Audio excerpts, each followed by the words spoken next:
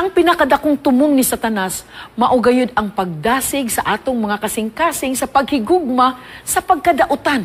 He really wants us to become evil.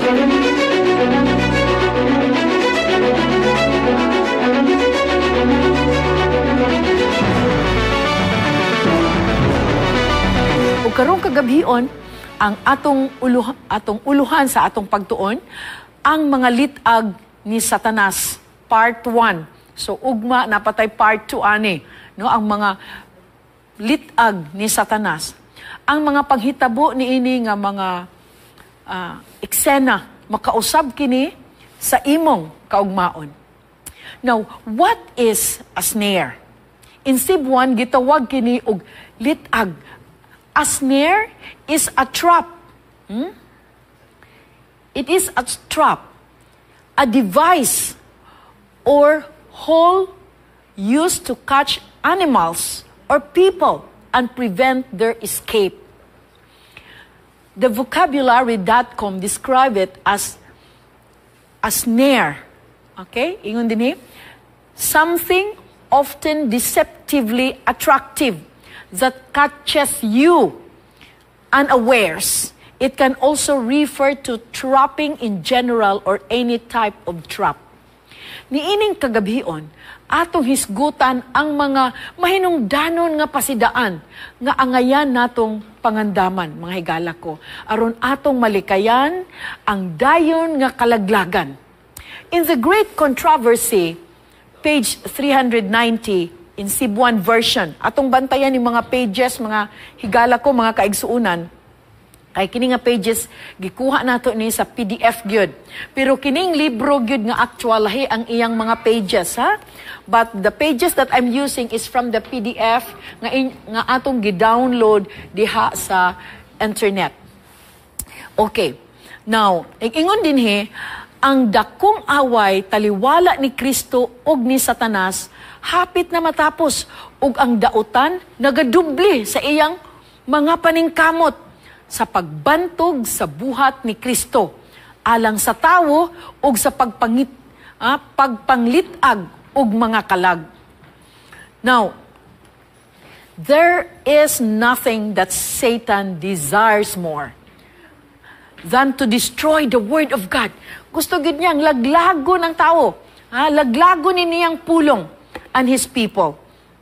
Ang pinakadakong tumong ni Satanas, maugayod ang pagdasig sa atong mga kasing-kasing sa paghigugma sa pagkadautan. He really wants us to become evil. Mahimong wicked. Dili mabalaka si Satanas kung iyang makita nga ang katawhan wala magtagad sa iyang pagkadautan. Unya, ang iglesia ug ang kalibutan walay pakabana tungod kay unsaman dali ra niya malinla. Ang mga tao nga nagasunod sa iyang mga binuhatan. Malingla gyud ta. Matawag jud ka nga malingla kung ikaw nagsunod sa iyang mga binuhatan. Na unsa man ang gikahadlukan ni Satanas kung ang tao mangutana na unsay akong buhaton aron maluwas. And with this, Satan will become more alert. Mahimo siyang alerto. As an important participator of this great war, we should be aware of the enemy's plans. Bantayan na to. Magbantay gayud kita aron dili kita mabitik sa iyang mga litag. Now, Satan influences the minds of the worshipers. Sa dihang ang mga manulunda sa Dios nakig-atubang sa Ginoo, miapil pod si Satanas, pero dili aron sa pagyukbo at tubangan sa Dios kundi dili aron sa pagpadayon sa iyang kaugalingong dautan nga mga laraw. Careful kita. So, sama sa mga tumong nanawa ninyo si Satanas, mutambong usab diha sa mga katiguman alang sa pagsimba sa Dios. Like a skillful general of the army, Satan plans ahead of time. He really works hard to influence the minds of the worshipers. Sa dihang iyang makita nga ang mga mensahero ni Ginoong Hesus nga nagtuon sa balaang kasulatan, he will also take down notes. Mag-take note po siya. sa mga topiko. Then he will use all the tricks to make sure the message will not reach to the people. And he is trying really to mislead people. Ang ikaduha, Satan strives to keep God's people in spiritual darkness. Katong mga tao nga busy sa ilang panginabuhi, iyahang awhagon sa paghimo og kasabutan sa patigayon nga o mga ubang mga buluhaton nga makababag kanila sa pagpaminaw sa mensahe sa Dios. Aron moingon sila nga, busy ko sa akong negosyo. Ay, kapoy ko, after a week, nga work, gusto na ko magpahulay, they don't want to go to church, kay kapoy naman, luya na. Oh? So, ganahan kay maminaw, ana, ang atong kaaway. My dear friends, what distracts us the most these days? The noise of social media. Giding isa nga nakadistract sa ato ang pagdayig, pagsimba sa atong Dios. Ang kabisi sa atong panginabuhi. Unsa pa? Ang mga dili matapos nga mga trabahoon. Perting dagana. Ang atong mga kabalaka sa kaugmaon. Ug ang atong mga handom sa mga material nga mga butang dinhi sa kalibutan. How can I become spiritual when I have so much attraction towards material things? Mga higala ko, these distractions can pull our attention away from what truly matters. Mao kini ang tumong ni Satanas. Aron, maunsa ta, mababagan ang atong idulungog sa pagpaminaw o pagtuon sa mensahe sa Dios. Satan sees that God's servants are troubled by the spiritual darkness. Nakadungog usab siya sa atong mga sinsiro nga mga pag-ampo alang sa pagpangayo og tabang sa Ginoo aron atong mabuntog ang gahom sa pagkawalay pagtagad.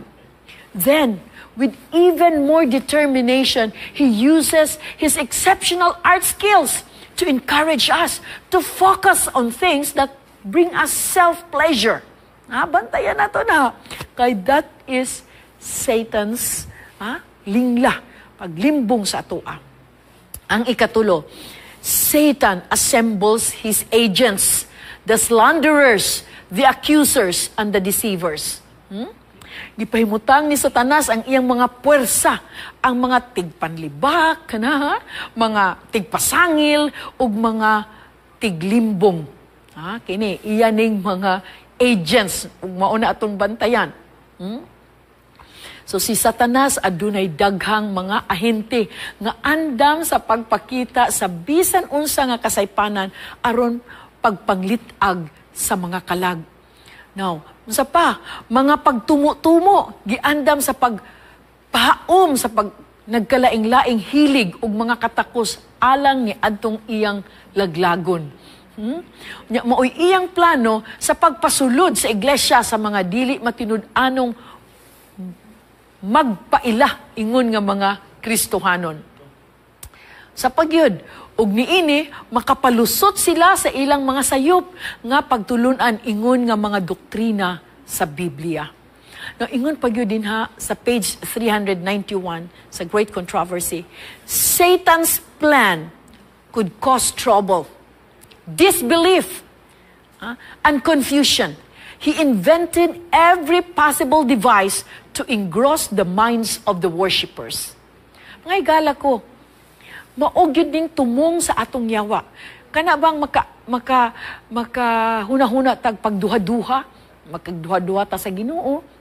So, dili man siguro. Wa may labot ang balang espiritu. Ginoo ra gyud og ang Dios. Og anak, wala na'y Holy Spirit. Na atong pagkaduha tinuod ba ang Holy Spirit, Dios pod? Once na mao ka na ang kalipay sa atong kaaway. Kawalay pagtuo, kalibog, confusion.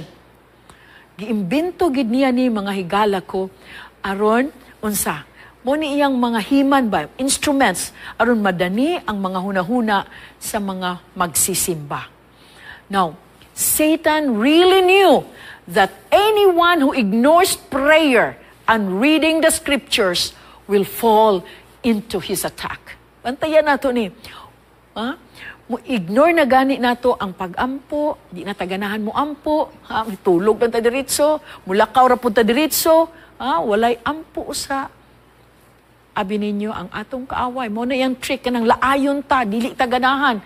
Pero atong hinumduman nga kanang mubatik tag di ganahan, mo na the best time nga mudangop gid ta sa Ginoo. So he creates every distraction to keep our minds busy. Ang iyang mga ahente, andam gyud magsulti sa tanang matang sa sayop aron makalimbong. False ideas made to appeal to different people they want to destroy. And these people, mo ni mga atake niya, ha? These people are Satan's right-hand helpers. Do you want to be Satan's right-hand helpers? Kana kung musunod ta sa iyang mga mando. If we ignore prayer and reading the scriptures, the Bible, ato gani ning ihiklin, di ta magtagad ani, i-ignore lang nato, ato lang gipaabog-abugan ang atong mga Biblia, di ta ganahan mo pray, di ta ganahan mo worship, that is the favorite nga actuation nga atong buhaton. And say we will become Satan's right-hand helpers. Do you want that? When God is at work, remember, and his servants are offering him true worship. When God is at work again, and his servants are offering him true worship, Satan's forces, diha mubanat gid siya. He will become more active kung kita dasig sa pagbuhat. Mainiton ta sa pagka mainampuon, mainiton sa atong pagbasa, Satan's forces become more active. Ilahang balihon ang mga pulong ug mga buhat sa mga tawo nga nahigugma ug nagtuman sa iyang kamatuoran. Ilang pasanginlan kadtong mga pinakasinsiro ug aktibo nga mga alagad ni Kristo nga maoy nangilad ug wala nagsulti sa kamatuoran. Their goal is to spread rumors and make others suspicious. Sa tanang pamaagi, ilang paningkamutan nga ang mga butang nga matarong madaot sa pananaw sa mga tao. Kung inyo nang nabantayan, that is really the tactics of our enemy. What is their goal? To spread rumors and make others suspicious.